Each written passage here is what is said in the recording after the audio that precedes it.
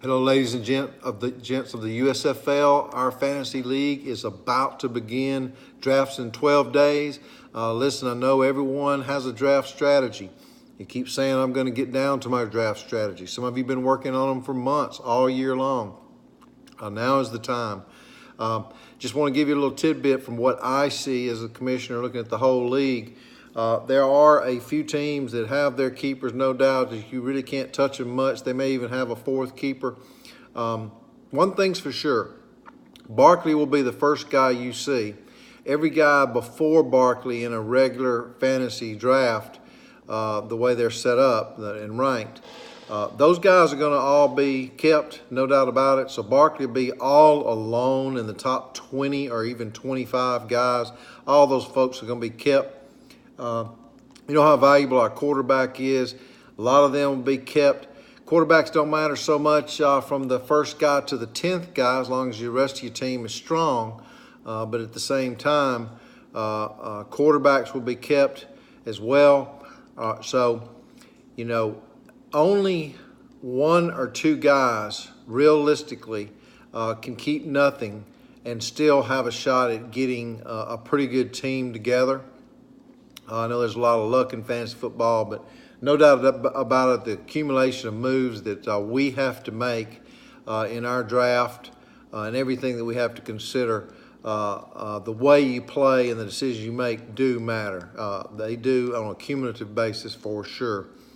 So I just want to advise everyone, if you see a player out there that you think is going to beat what everybody's saying they're going to do this year, or they're going to play better due to team situation, team makeup, quarterback situation, potential quarterback situation, you need to look at all of those things and say, hey, I really want that guy, and try to go out and get that guy. Now, you guys that have the good players at the same time, you guys need to think, well, you know, I don't have to have a 4th, 5th, 6th round pick. You know, if you have 2 9th-round picks, that gives you a chance to pick up some good players on the backside of the draft. It definitely does. Kickers and defenses, you know, picking up some tight ends. You know, there's some things you can do there in the 8th, 9th, and 10th rounds even. So trading those is not something that would be looked upon, I don't think, bad by the league. Jay Sheely was talked big about value, and he's gone now from us. He and I decided that he should part ways, and that's what happened. We're still friends on Facebook.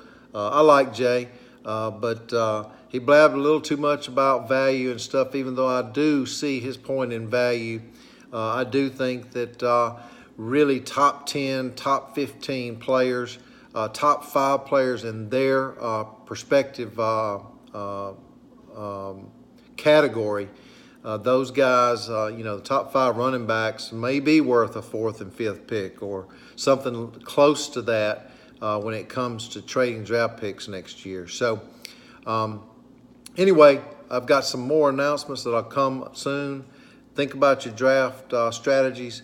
Just realize that if there's a guy out there that you want, you might want to try to negotiate him, and the team that has that player that would otherwise fall back in the pool, just picking up an 8th or 9th round pick is not a bad trade to be made, depending on the strength and the value of the guy you're trading. So just remember to trade draft picks evenly. Otherwise, good luck to everyone. We're going to have a roast, as we always do, after the draft. I will come up with something, as corny as it may be. Have a great week. Watch your preseason games. Make your decisions. Don't be lackadaisical about it. There are things you can do that you can actively still do to make a difference. All right, guys. Have a great week.